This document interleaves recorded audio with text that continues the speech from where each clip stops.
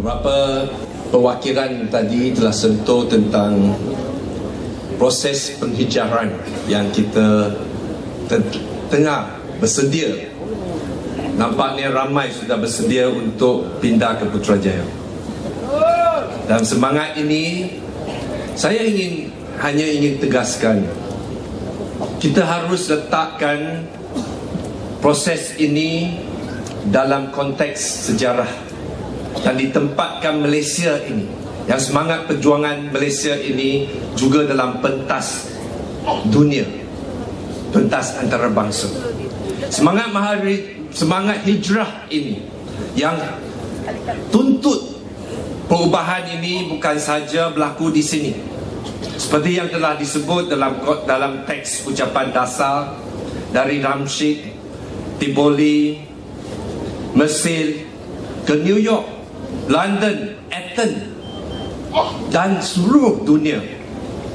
Kita kini dalam satu sekali lagi menghadapi satu suasana perubahan dunia, di mana kita lihat rakyat bangkit yang 99% tuntut hak keadilan daripada 1%. Inilah asal keyakinan kita.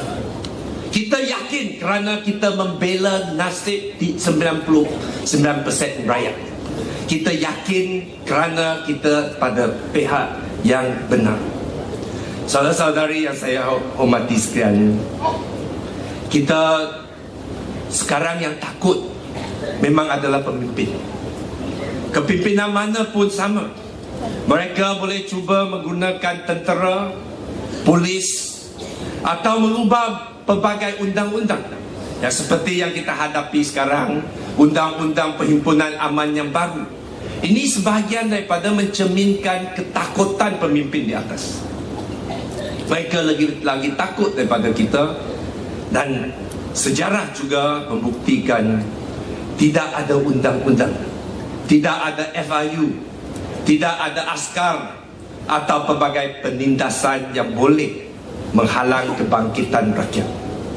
Itulah sebab saya lihat dalam perhimpunan ini kita semua nampaknya yakin. Saya sendiri tidak perlu lagi mengulang bagaimana kita capai kemenangan ini, apa kerja yang kita perlu buat supaya kita menang. Saya memang anggap sejarah telah takdirkan pergerakan rakyat ini akhirnya akan menang. Saudara-saudari yang saya hormati sekalian, hanya saya ingin ingatkan, penghijrahan kita ke Putrajaya kepada satu dunia yang lebih bebas, adil dan saksama. Ini kita harus ingat bahawa di bawah Barisan Nasional, rakyat yang ditindas, rakyat yang dinafikan keadilan. Dan kita juga harus ingat satu ketika yang dahulu, pemimpin-pemimpin yang hari ini, baik pun di Damaskus, baik pun di Mesir atau Tiboli atau di negara atau di New York, pemimpin-pemimpin yang kini dikutuk oleh rakyat juga pada satu ketika dulu diagung-agung dan didewa-dewakan oleh rakyat. Dan kenapa? Ini adalah kerana penghijrahan ini tidak sempurna. Kalau kita berhijrah saja ke satu pusat yang berkuasa, tapi kita lupa asal usul, dan ini jelas dalam kisah hari ini. Kalau Nabi saja yang berhijrah ke Madinah dan puas hati dengan dapat memerintah di Madinah, dan lupa tentang di mana asalnya, lupa Mekah, lupa ada tanah yang kita belum bebaskan, dan itu kita tidak akan berjaya.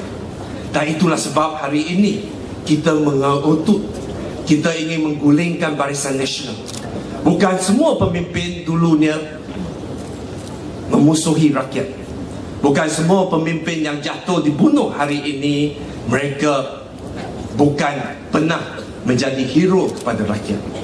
Hanya kalau pemerintah yang lupa perkara yang asas, perkara yang pokok, akhirnya dia akan digulingkan oleh rakyat. Saudara-saudari yang saya hormati sekalian, kita masih ingat 13 tahun yang lalu 1998, 2 September. Waktu itu dunia dan khususnya rakyat Malaysia dikejut oleh berita saudara Anwar Ibrahim dipecat. Ramai di kalangan kita yang duduk di sini tidak kenal secara pribadi Datuk Seri Anwar Ibrahim, hanya menganggap dia seorang pemimpin. Dan apa yang berlaku seterusnya pada 20 hari bulan September, di mana rakyat beribuan berhimpun di Masjid Negara, termasuk saya sendiri. Waktu itu belum lagi kita fully committed dalam perjuangan ini, hanya nak dengar apakah arah tuju seorang pemimpin Barisan Nasional yang telah dipecat. Perjalanan yang kita ambil dari Masjid Negara ke Dataran Merdeka hanya mengambil masa 15 minit, dan kita sampai ke Dataran Merdeka dan mengisytiharkan satu proklamasi untuk berjuang. Dan ramai di kalangan kita telah berjalan bukan 15 minit tetapi 13 tahun.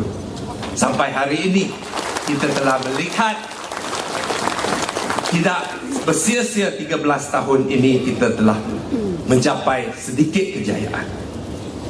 Tapi kerana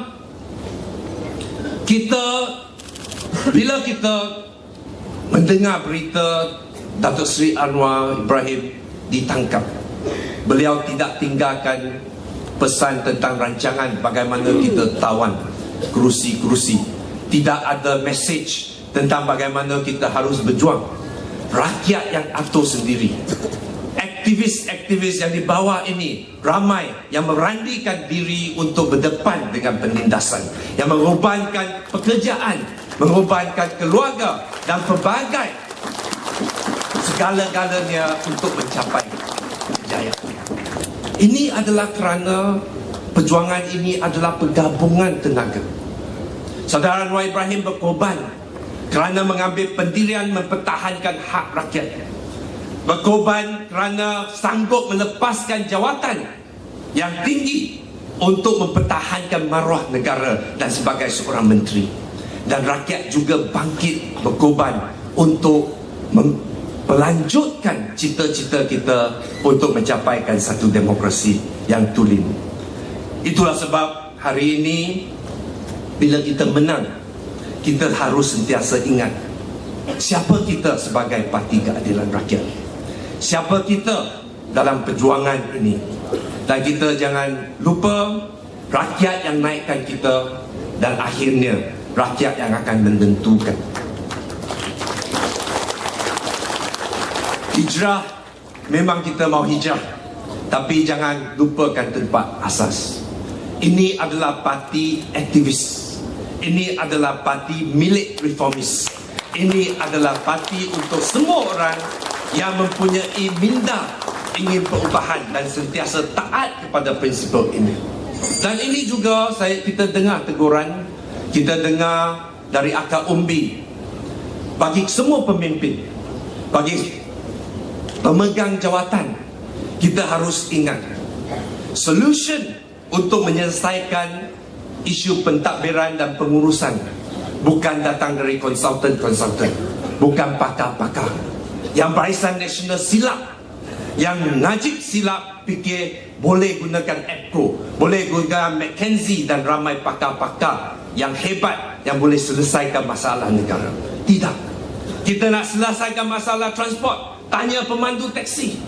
Kalau kita nak menyelesaikan isu peternakan lembu, tanyalah peternak lembu.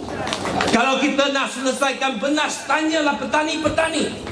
Kita harus sentiasa pastikan parti ini harus sentiasa ada proses mendengar dari akar umbi. Dan ini kita harap kejayaan Pakatan Rakyat adalah kerana kita datang dari rakyat. Dan jangan kita bila kita telah masuk Putrajaya atau kita sudah lama pegang kuasa, kita lupa kita berasal dari rakyat dan kita didukung oleh rakyat dan hanya boleh dinaik oleh rakyat. Dan kita harap parti ini Parti ini akan jadi the party of the future, parti masa depan, dengan syarat kita adalah parti yang untuk rakyat, parti yang sentiasa memegang kepada cakapan rakyat. Dan kongres ini saya anggap sebagai satu sukses, kerana inilah masanya kita dengar dari perwakilan pelbagai percakapan dan pelbagai hasrat hati yang akan dicatat oleh pemimpin. Dan bila kita melaksanakan amanah rakyat, kita sentiasa dengar kepada hujah-hujah ini. Dengan itu saya sekali lagi ucapkan ribuan terima kasih, tahniah kepada Johor atas satu perhimpunan yang begitu berjaya, tahniah kepada kepimpinan dan tahniah kepada para perwakilan dan pemerhati yang telah berkorban dan berhimpun di sini. Sekian, terima kasih. Wassalamualaikum warahmatullahi wabarakatuh. Nandri Banakam, Sisi Daya.